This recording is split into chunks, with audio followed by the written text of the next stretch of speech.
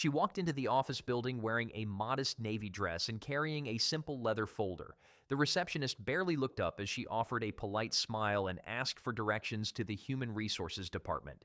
The woman behind the desk raised an eyebrow but pointed toward the elevators. "Floor 23, she said flatly before returning to her screen. Others in the lobby, sharply dressed applicants with sleek briefcases and designer watches, glanced at her with thinly veiled judgment. Her shoes were scuffed, her hair was tied in a loose bun, no makeup, no jewelry, nothing to suggest power or prestige, just quiet confidence and calm determination. Her name was Elena Brooks, and she was here for a job interview. As she rode the elevator up, she reviewed the notes she had written by hand. Decades of experience, multiple departments led, a reputation for turning struggling teams into high-performing engines of innovation. But none of that was printed on glossy paper or flaunted with buzzwords. She had never cared much for appearances. She let her results speak for themselves. The 23rd floor was sleek, sterile, and buzzing with a kind of rehearsed energy. Young professionals in tailored suits moved briskly from meeting rooms to open desks, greeting one another with hollow smiles. The receptionist here, a man barely in his 20s, looked startled when she stepped forward and gave her name. Elena Brooks, here for the 9 o'clock interview. He glanced at the list. She saw the flicker of confusion in his eyes, then something else. Doubt, maybe even amusement. "Have a seat," he said, his tone neutral. "Someone will be with you shortly." She sat. Others came and went. Names were called, resumes were collected. Applicants emerged from glass-walled interview rooms, beaming or shaken. 10 minutes passed, then 20. Then 40. At last, a tall woman with high heels and a clipboard approached. "Elena Brooks?" she asked, hesitating slightly as if the name was unfamiliar. Elena stood, folder in hand. "Yes." "Follow me." She was led into a room with 3 interviewers seated behind a wide desk. A man in his 40s with a tight smile, a woman with perfectly straightened hair and a watch that cost more than Elena's car, and a younger man who looked like he had stepped off a tech startup brochure. They did not stand. They did not smile. They did not even introduce themselves. Elena sat when instructed and offered her folder, but no one reached for it.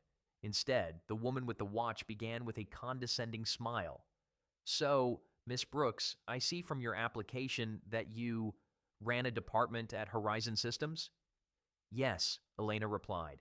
"I led their operations and later their organizational restructuring during the acquisition period." The older man leaned back in his chair. "Horizon Systems," he repeated as if trying to place the name. "That was the company that downsized after the merger, correct?" "There was a reduction in headcount, yes," Elena said calmly, "but we retained all critical staff and preserved over 100 jobs through strategic redesign." The younger man tapped on a tablet and made a dismissive sound. "And you have not worked for the last 2 years?" "I took time to care for my father, who was terminally ill." The room fell silent. Then the older man chuckled lightly. "That is admirable," he said, though his tone suggested otherwise. "But the market is highly competitive right now. We are looking for someone who can hit the ground running with modern strategies and digital-first thinking." "I understand," Elena replied, keeping her tone measured. "If you review the recommendations in that folder, you will see that I led multiple cross-functional integrations that doubled operational efficiency in under a year." "We are not reviewing documents at this time," the woman cut in smoothly. "We prefer a conversational format." Elena nodded. "Of course." The rest of the interview continued in that same strained performative tone. Questions designed not to understand, but to eliminate. Remarks laced with skepticism. Smirks shared between the interviewers when she spoke of values like empathy, long-term planning, and servant leadership. At one point, when Elena mentioned implementing mentorship programs for young talent, the younger man leaned over and whispered something that made the others laugh. The interview ended without any clear conclusion. No handshake, no mention of next steps. "Thank you for coming in," the woman said, already turning to her phone. As Elena walked back through the open office, she passed a young intern carrying coffee. The girl looked at her, then quickly looked away. In the elevator, Elena allowed herself a breath. It was not the first time she had. been underestimated. It would not be the last. But this time, something in her heart cracked, not from pain, but resolve. As the elevator descended, she recalled the company's mission statement, words like inclusion, innovation, and integrity etched in gold at the building's entrance, words that rang hollow in the face of what she had just experienced. When she exited into the morning air, she did not feel small. She felt ignited, because this interview was never about proving herself. It was about seeing clearly, and what she saw was a company consumed with appearances. That afternoon, in a glass office on the top floor of another building, a group of investment partners met behind closed doors. They spoke of opportunity, of leadership, of legacy. At the head of the table, one of them stood and placed a folder on the table. Stratwell Global, she said. Outdated leadership, poor retention, rising turnover. Yet the potential for transformation is enormous. The others leaned forward. One of them asked, "Who would lead the overhaul?" The woman smiled. "Elena Brooks." And no one at that table laughed. The following morning, the executive floor of Stratwell Global buzzed with whispers. A special board meeting had been called. Unusual. Unscheduled. Security was tighter than usual. An air of uncertainty clouded the 25th floor, where only the company's top decision-makers gathered. In the boardroom, tension hung thick in the air. The door opened. A woman entered. She wore a navy dress, hair in a neat bun. Calm, focused, Elena Brooks. The same woman they had dismissed as unqualified. Only now, she was not here for an interview. She was here to lead. She nodded once at the surprised board members, then took the seat at the head of the table. Across from her sat the chief operating officer, on her left, the chief financial officer, and around the table, every vice president and senior advisor. Most of them had no idea who she was, yet none spoke. Something in her presence commanded attention. "I appreciate you all being here on short notice," she said, her voice steady. "Effective today, Stratwell Global is entering a new chapter. Our values will no longer be aspirational slogans. They will be actionable standards." She paused, allowing her words to settle. "There have been patterns of behavior here that have gone unexamined for too long, and that ends now." Several executives exchanged glances. One man, the same who had led the interview panel days ago, shifted uncomfortably in his seat. "I know some of you are wondering what gives me the right to sit in this chair," Elena continued. "Let me explain." She stood and walked to the wall, where a projection screen lit up with a click. One by one, slides appeared. Figures, charts, stories. Rescue operations she had led in crisis-stricken companies. Wellness programs she had introduced that reduced burnout by 40%. Mentorship pipelines she had created for underrepresented communities, which later became models adopted industry-wide. As she spoke, the boardroom transformed. Confusion gave way to recognition. Doubt gave way to quiet respect. She returned to her seat. "My leadership style is not loud, it is not flashy, but it is effective. You do not need to believe in me today. You will believe in the outcomes I bring." The room fell silent. Then, the chief financial officer leaned forward. "What is your first move?" Elena smiled. "We start with culture, and we start with accountability." News of the leadership change swept through the company like wildfire. On the lower floors, employees paused mid-task to whisper the name now printed in the internal announcement. Elena Brooks, Chief Executive Officer. Some of them remembered her from days earlier. Others scrolled through internal memos trying to place her face. In department meetings, managers fumbled to explain. In hushed break-room conversations, people asked the same question. How did we not see this coming? On the 23rd floor, where the Human Resources Department sat, the receptionist who had barely looked up from her screen that day now stared at her monitor in disbelief. It was her, the woman in the navy dress, and she was now their boss. In the days that followed, Elena began meeting with employees across all departments, not from a distance, not in scheduled photo opportunities. She sat with them, ate with them, listened to their frustrations and their ideas. She made no grand declarations. She offered no empty promises, but she took notes, real notes, and she acted. She reinstated programs that had been cut for cost savings but which boosted morale.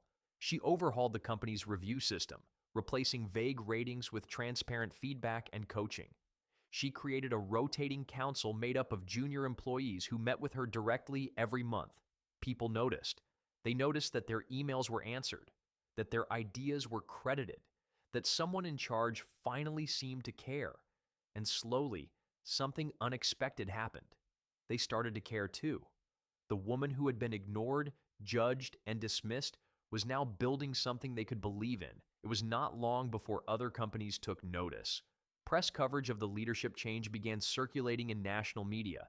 Headlines read, "Unexpected appointment signals bold new era at Stratwell Global." One article featured a photograph of Elena speaking to employees in the lobby. She wore the same navy dress. Beside her, a young intern held a notepad, wide-eyed. The caption read, "Not just a new leader, a new kind of leadership." Back in the Human Resources office, the woman who had led Elena's interview found herself summoned to a one-on-one meeting. Elena greeted her with a firm handshake. "Have a seat." The woman sat, uncomfortable. "I read the interview notes," Elena said evenly, "and I watch the footage." The woman's posture stiffened. "You evaluated me on assumptions, not evidence, and I am not interested in retaliation," Elena continued. "But I am interested in changing how we choose people. Who gets seen? Who gets heard?" "I understand," the woman replied, her voice quieter than before. "Do you?" Elena asked. "Because if you do, then I expect you to lead the transformation of our hiring practices. And if you do not—" She let the sentence hang. The woman swallowed hard. "I do." "Then let us begin."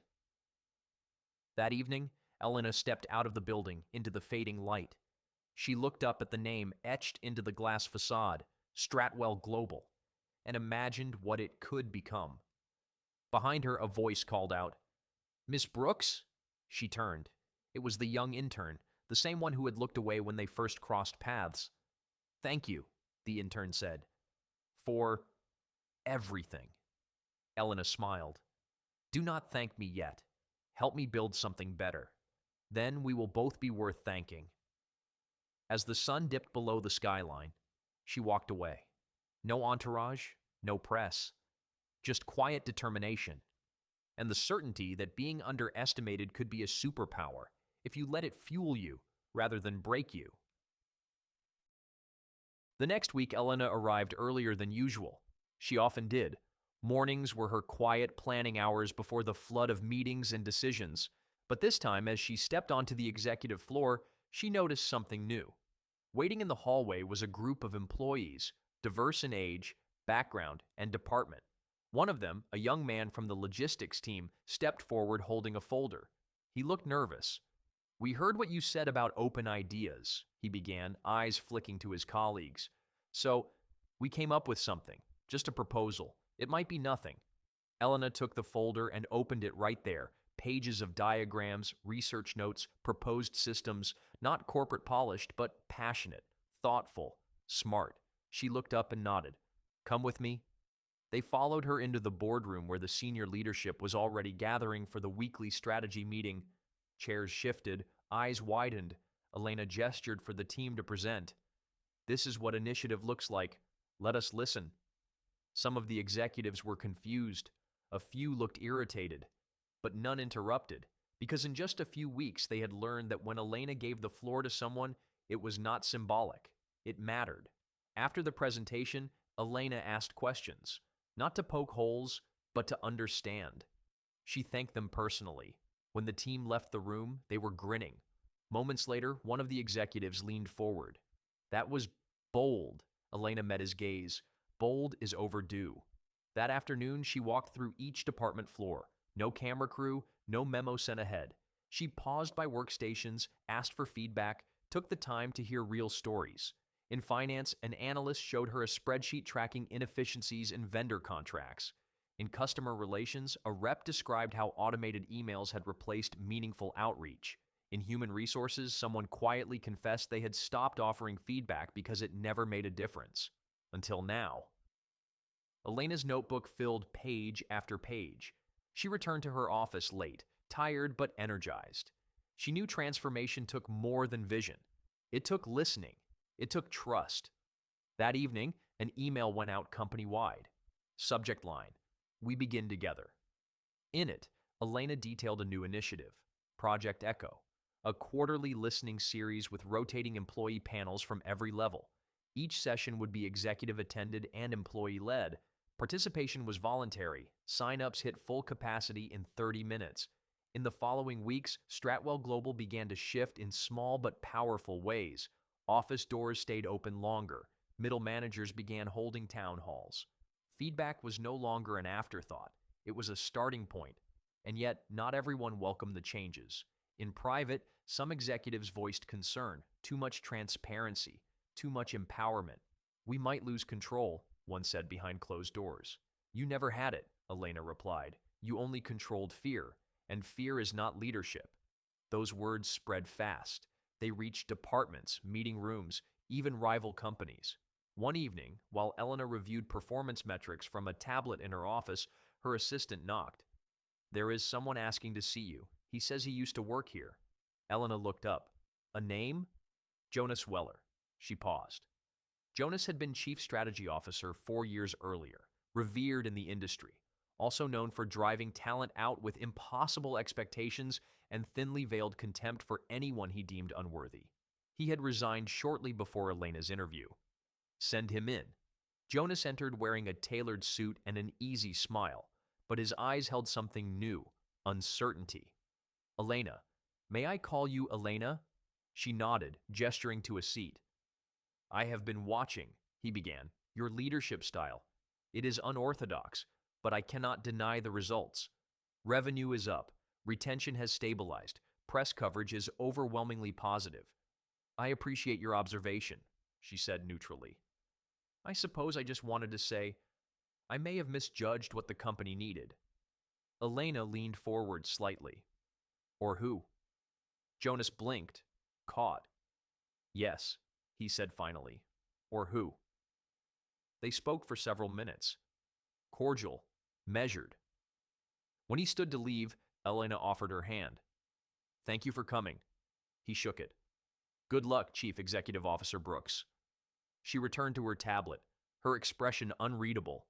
But inside, she felt the weight of every barrier she had broken pressing into this moment. And it was not gloating. It was quiet satisfaction. Later that month, Stratwell Global hosted its annual summit. It had always been a lavish affair. Chandeliers, catered dinners, keynote speeches laced with jargon. But this year, it was different. Elena walked onto the stage with no spotlight, no announcement. She wore a soft gray blazer and carried no notes. "I want to begin with a story," she said, and she told them. Told them about the day she walked into that interview room in a navy dress and was dismissed before she spoke a full paragraph. Told them about watching an entire company betray its mission with silence and smiles. Told them how easy it would have been to walk away. "But I stayed," she said. "Not for revenge, for change. Because if we do not change from the inside, no one else will." The audience was silent. Then, applause. Not polite, not obligatory, real. After the summit, a woman approached her in the hallway. She looked nervous. She had a staff badge. "I was the one who brought you water during your interview," she said softly. "I saw how they treated you. I wanted to say something, but I was afraid." "You are saying something now," Elena replied. She reached out and clasped the woman's hand. And in that moment, another piece of the culture shifted. Weeks passed. Project Echo took off.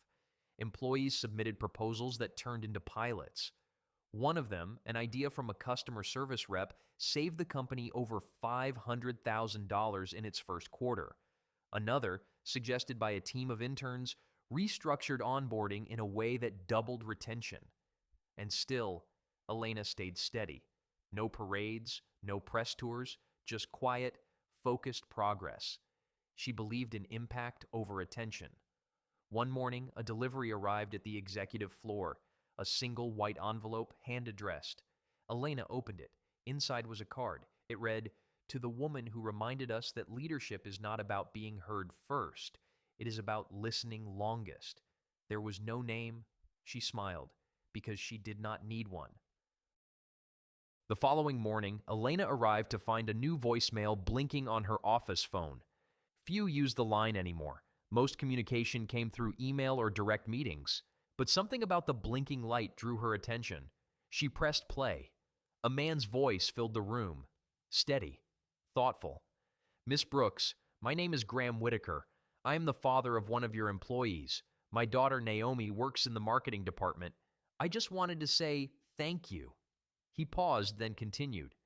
"She called me yesterday, told me about how you took the time to listen to her team's proposal, told me that for the first time in years, she felt like her voice mattered. You probably get a lot of messages like this, but I had to add mine, because for parents like me, seeing our children believed in, it is everything." The message ended. Elena sat in silence for a moment, then stood and crossed to the window. The city stretched below her, alive with movement. She placed a hand against the glass. The weight of leadership was not just in strategy or metrics, it was in moments like these. Later that day, she visited the marketing department unannounced. Naomi was mid-sentence when she looked up and saw Elena walking in. Their conversation paused.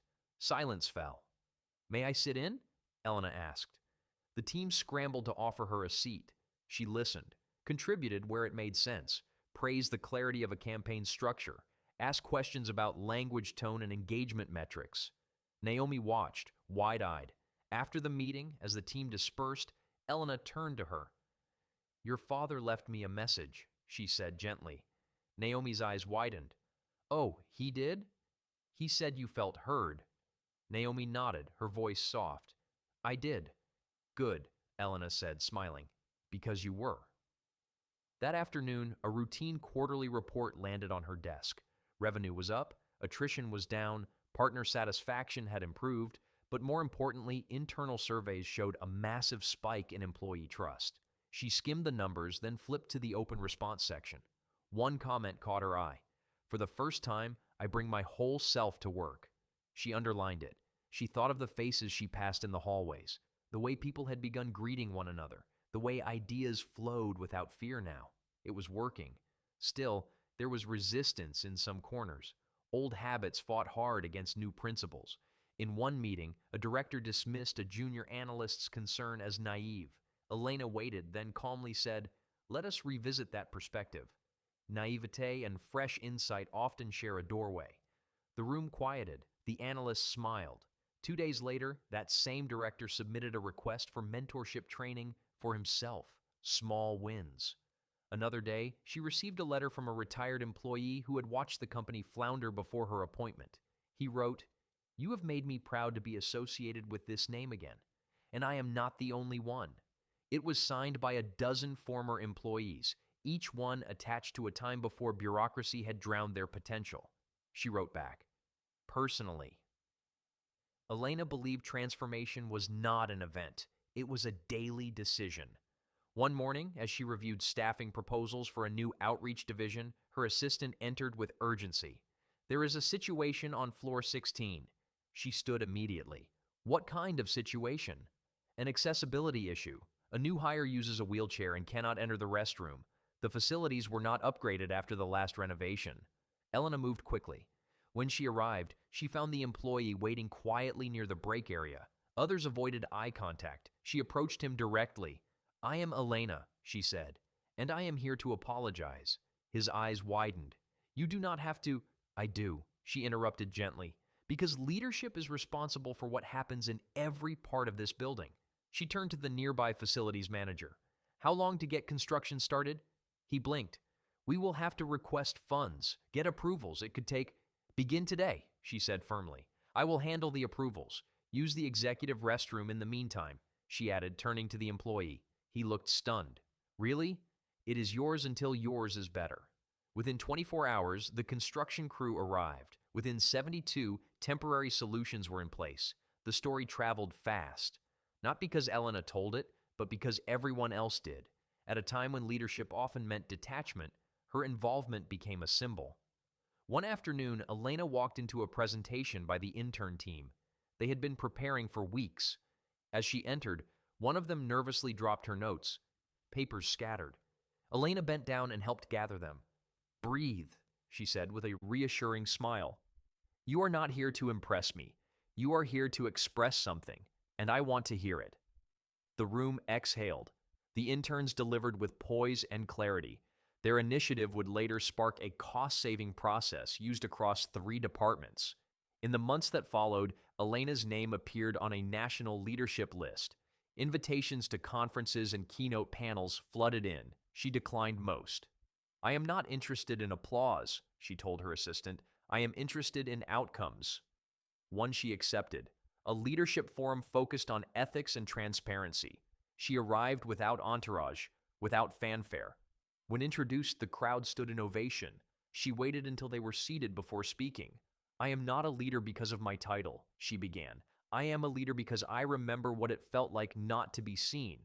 She told them about the interview, about the silence in that room, about the judgment. But I did not walk out broken, she said. I walked out building something different. Her speech was quoted across industries, shared across platforms. Still, she returned to work the next day and sat in on a facility's logistics review, because change does not pause for praise. That week, she received a hand-delivered envelope. Inside was a photo, a young girl in a Stratwell Global Youth Mentorship t-shirt, holding a sign that read, "One day, I will be the boss too."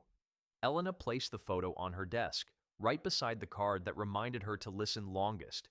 That evening, as she walked through the quiet building, she passed a cleaning crew. One of them waved. She stopped. "How is your daughter's application coming?"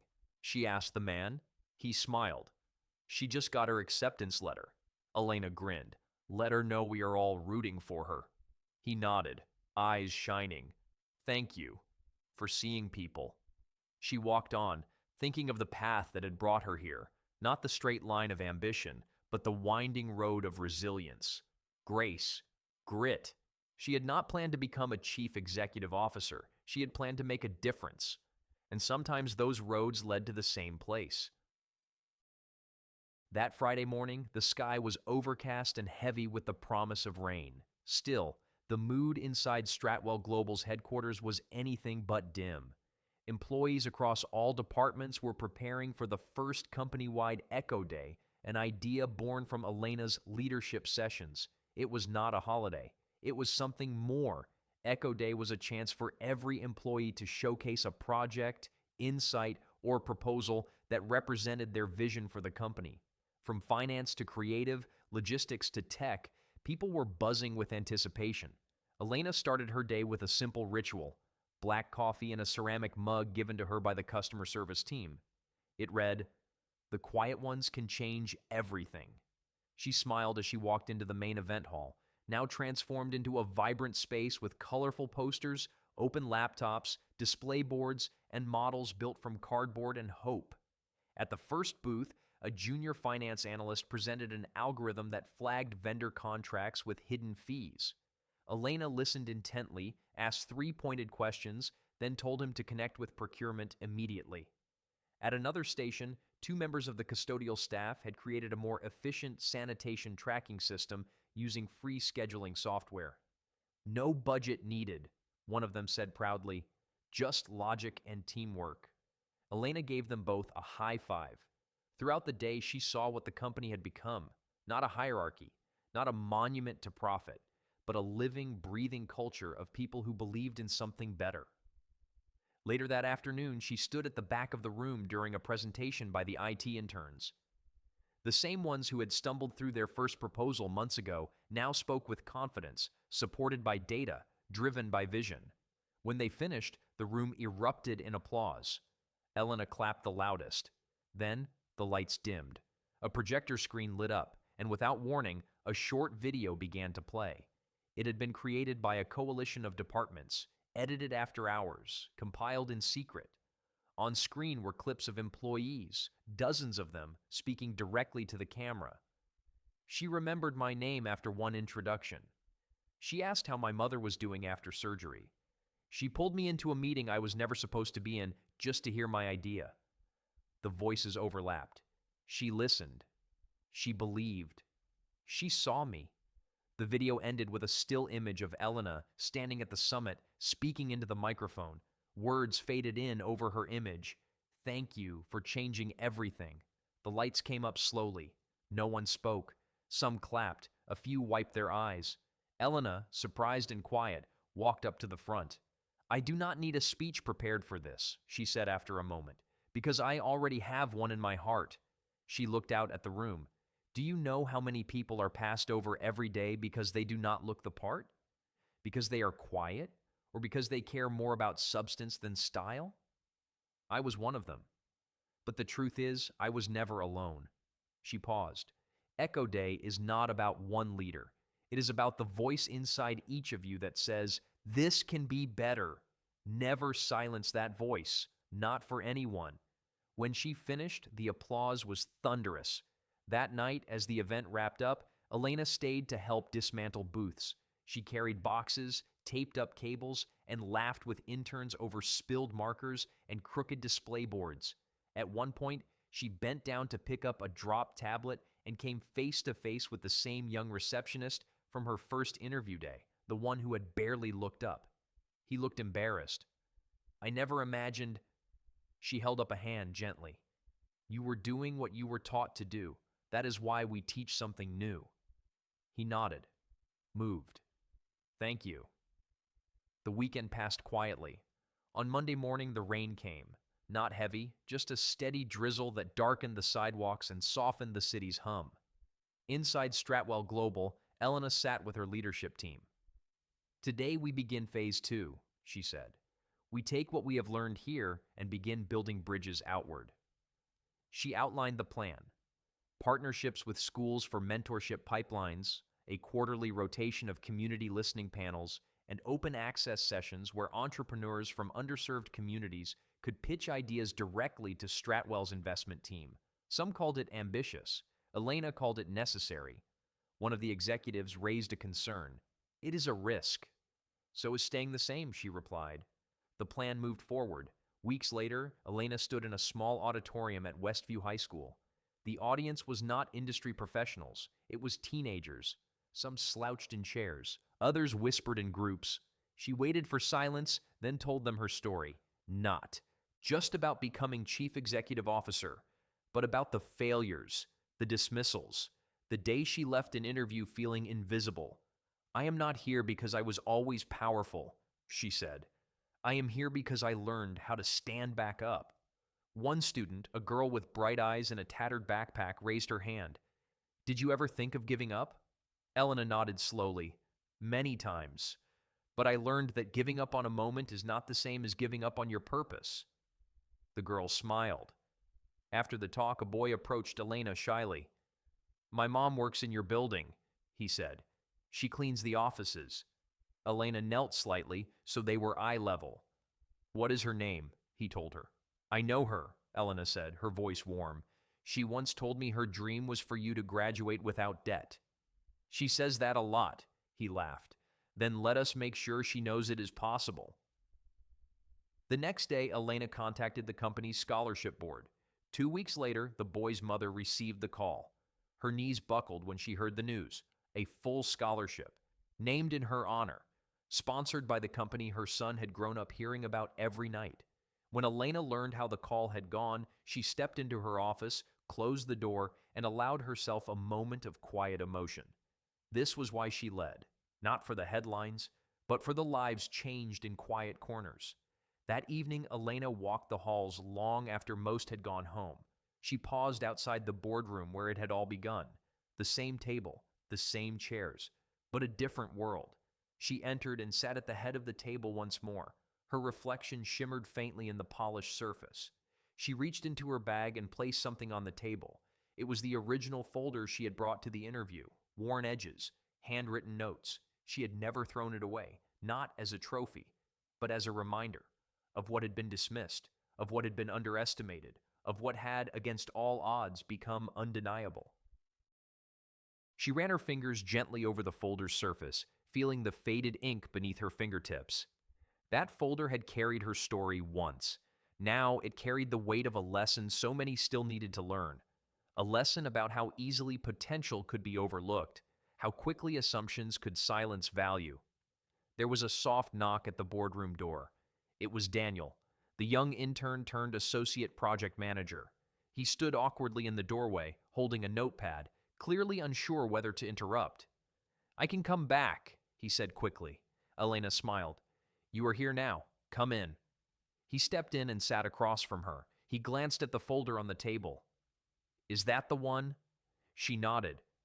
"The same one you brought to the interview?" he asked. "Yes. They never opened it." Daniel looked down, thinking. "Thank you," he said after a moment, "for believing in people like me." "I believed in what you showed me," Elena replied. "You earned your place here." He hesitated. "I still get nervous sometimes, like I am going to say the wrong thing, or not sound polished enough." Elena leaned forward. "I have met people who sounded perfect," she said, "but said nothing of value. And I have met people who stumbled through sentences and gave me ideas that changed everything." He looked at her, hopeful. "Say what you mean. Say it with clarity.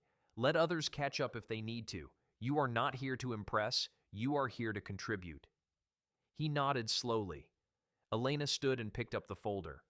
"You know," she added thoughtfully, "I have been thinking about where this belongs." She carried it with her as she left the boardroom and walked toward the executive archive room, a place where major company milestones were stored, contracts, historic partnerships, industry awards. She opened the glass case labeled Leadership Evolution. Inside were photographs of former chief executive officers, statements of corporate vision, relics of strategic shifts. Elena placed the folder beside a framed mission statement from 30 years ago. She closed the case and stepped back. Daniel stood beside her in silence. "I want people to see it," she said, "to remember that change does not start with power. It starts with purpose." Later that day, Elena received an invitation from an international leadership forum. They were honoring her with the Trailblazer in Equity Award. The ceremony would be broadcast globally. She accepted the invitation, not because of the attention, but because the theme struck her. The future listens. At the event, the host read out her introduction slowly, carefully. They spoke not only of her role as chief executive officer, but of the culture she had restored, the voices she had amplified, the lives touched through policy and presence alike. When Elena took the stage, she stood quietly for a moment. Then she said, "I was never supposed to be standing here." A few audience members chuckled. Others leaned in. "Years ago, I was told, without words, that I did not belong, not because of my qualifications, but because of my clothes, my tone, my quiet." She paused. "And yet, here I am, not because someone gave me a chance, but because I gave myself one." She lifted her eyes. "We must stop confusing volume with value, charisma with character, authority with understanding. The future is not just led, it is listened into being." When she stepped down, the ovation was long and sincere. After the ceremony, a young woman approached her, late 20s, nervous energy in every movement. "I watched your entire story online," she said. "I applied for a position at Stratwell because of you." Elena smiled. "Have you interviewed yet?" "Tomorrow morning," the young woman replied, then hesitated. "I do not look the part. At least I have been told I do not." Elena's eyes softened. "Then wear your truth. Speak your truth. And if the door does not open, build one. That is what I did." They parted with a handshake. The next morning, Elena sat in on the first round of new candidate evaluations. She did not speak, only observed. When the young woman entered, Elena watched the panel carefully. This time, they asked questions with curiosity, not condescension. They listened fully. They read the resume. They asked for details. They acknowledged insights. Elena made a note in her journal. Culture was not changed by memos. It was changed by models. Later that week, Stratwell Global launched a mentorship app, allowing employees across levels to connect, share advice, and grow together. It was Daniel's idea.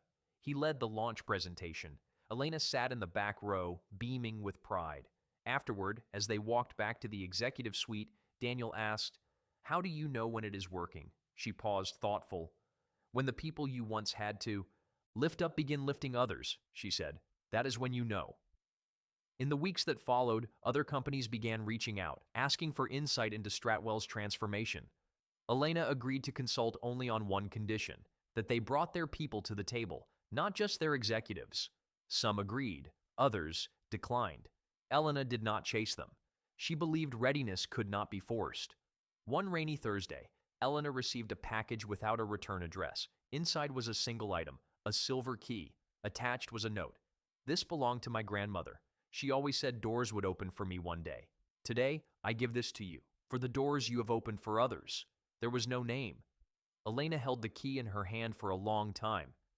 Later, she added it to her office shelf, beside the folder and the scholarship photo. At the next company gathering, she wore a simple navy dress. Not because she had to, but because it reminded her of where she started. As she stepped onto the stage to address the employees, they stood before she spoke a word, not because of her title, but because of what she represented. The woman who was once overlooked had become impossible to ignore, not through force, but through fierce compassion, not by demanding respect, but by earning it. And in doing so, she taught an entire organization that leadership is not defined by how you walk into a room. It is defined by what changes after you do. That spring, Stratwell Global reached a historic milestone. For the first time in its 50-year history, employee satisfaction ratings surpassed 90%. The quarterly earnings reflected not only financial growth but internal harmony. Departments that once operated in silos now collaborated across time zones and disciplines. Innovation flowed naturally. Elena reviewed the report one quiet morning as the sun streamed across her desk. But the numbers, impressive as they were, did not move her the way the footnote at the bottom did. Notable improvement in workplace morale attributed to increased inclusion and ethical leadership engagement. That was the legacy she cared about. Later that day, she visited the community center the company had helped refurbish. Children played in classrooms equipped with smartboards and ergonomic chairs. On the walls were framed quotes submitted by Stratwell employees. One in particular stopped her. "Power does not come from a title. It comes from the choice to lift others when you could walk past." A little boy noticed her staring at the quote. "My mom wrote that," he said proudly. "What is her name?" Elena asked. He told her. Elena smiled. "She is one of our best." That weekend, Elena received an email from someone she had not heard from in over a year, the lead interviewer from the day she was dismissed. It was short. "You were right. I am learning. Thank you." She stared at the message, heart steady. Then she wrote back, "That is all I ever wanted." That same week, a young executive approached her after a leadership forum hosted at the company. "I watched how you listened to every single panelist, even the ones who repeated themselves," she said. "Most leaders only pay attention to the polished speakers." "I am not most leaders," Elena replied. The woman smiled. "I want to lead like that someday." "Then start now," Elena said. "Leadership begins the moment you decide to care more about people than praise." That year, Stratwell Global was recognized by an independent audit firm as one of the most ethical companies in the nation. The company was celebrated not just for compliance, but for culture. When the press came knocking, Elena gave only one quote. "The measure of a company is not in its profit margins. It is in the dignity of its people." She said no more. The journalists called her elusive, grounded, impossible to bait. She preferred to let her work speak, and it did. In 1,000 gestures a day, a door held open, a policy rewritten, a young voice elevated. One Friday evening, Elena returned to the boardroom for a final reflection before the end-of-year strategy summit. She sat in the same chair as always and opened her journal. She wrote a single sentence. "Transformation begins when you stop seeking permission to matter." Then she closed the book. As she stood, the door opened and in walked a familiar face. Blake, her former interviewer, now head of external partnerships, appointed 6 months ago after demonstrating consistent growth, humility, and genuine commitment to change. He nodded in greeting. "I wanted to thank you," he said. "You already did," Elena replied. "No," he said softly. "I mean truly thank you. Not just for giving me a second chance, but for not letting me off the hook either. You made me earn it. You made me see." "You made yourself see," Elena corrected. "I just turned on the light." They stood there in quiet mutual understanding. Then Blake added, "By the way, the youth sports complex your foundation helped build, it opened last weekend." "I went," Saw a kid with a prosthetic leg score a three-pointer and do a little dance after. His mom was crying. She said it was the first time she felt like her son had a place. Elena's eyes shimmered. That is the world we are building, she said. They walked out together. Months passed. Seasons changed. Elena stepped back from day-to-day operations, appointing Daniel, now a seasoned and trusted leader, as interim chief executive officer, while she began working on a new initiative, a leadership institute for first-generation professionals. She wanted to teach others how to lead without sacrificing who they were. She began visiting campuses, holding listening circles, mentoring students who had never imagined themselves at the helm of anything. In one of these sessions, a young woman asked, "What is the most important thing leadership has taught you?" Elena paused before answering. That people will forget your title. They will forget your speeches, but they will never forget how they felt in your presence. The girl wrote it down like gospel. On the Institute's opening day, a plaque was unveiled outside the front door. It read, "Founded by Elena Brooks, for the ones who were never seen, until now." Elena stood. Before it, quiet. Then she walked inside. A year later, she returned to Stratwell Global for the annual Echo Day celebration. She wore the same navy dress. The room erupted when she entered. She did not speak from the podium this time. She simply stood among the people, listening, laughing, witnessing the culture that had taken root and flourished. One of the original interns, now a department lead, approached with a gift. Inside was a framed photo. It showed Elena walking through the office on her very first day as Chief Executive Officer. Behind her, dozens of employees followed. The caption beneath it read, "Leadership is not about walking ahead. It is about walking with." She smiled, holding back tears.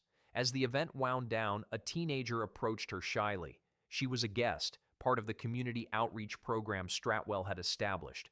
"I heard this used to be your office," she said. Elena nodded. "It was." The girl looked around, wide-eyed. "I want to be someone like you." "You already are," Elena said. "You just have to keep walking."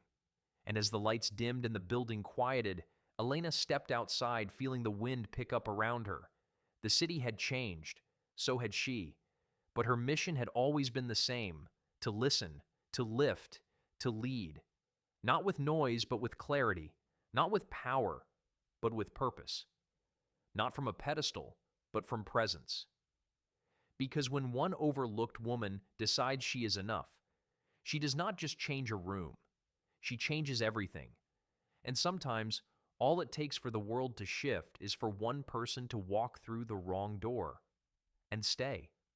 If this story moved you, do not forget to join our community of story lovers and tell us in the comments below, have you ever been underestimated only to prove them wrong? Your story could be the spark that lights someone else's fire, because the world needs more leaders who listen and more stories that remind us just how powerful that can be.